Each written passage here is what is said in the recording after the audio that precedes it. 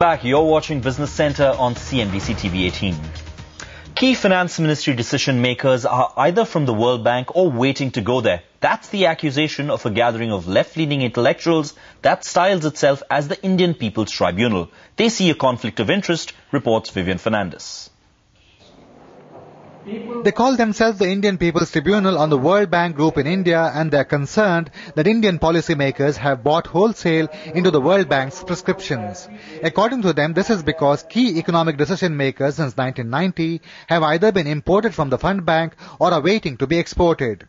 And they do not buy the argument that there might be no conflict of interest and that the government should be delighted in getting talent that can fetch top dollars. Because of the high salaries that they are paid by the World Bank IMF, they will owe a greater loyalty to the World Bank IMF than they will owe to the people of this country or to the government of this country.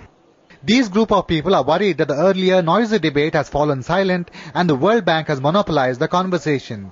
They do not believe that this is because the number of people who are uneasy with fund bank policies has shrunk as at this gathering. Tribunal of this size and scope has never been done anywhere in the world, and you've got very solid facts against the bank. From the displacement of tribals by the ethnic tourism industry and mineral extracting and processing firms, the World Bank is being blamed here for a spectrum of ills. वहाँ लोग भी रहे और जंगल भी रहे और जमीन भी रहे, हम यही चाहते हैं और विश्व बैंक चाहती है कि वो tourism बने. The World Bank's hand is also seen behind the attempt to get private participation in water supply and other public services, and there is indignation at the suggestion that improving the viability of public services might be a World Bank prescription that is also aligned to public interest. There's a rule of technocrats who don't have another imagination and who are completely out of touch with what's happening on the ground, because their imaginations have been totally colonized by this regime of the IMF and the World Bank. The World Bank had earlier agreed to defend itself,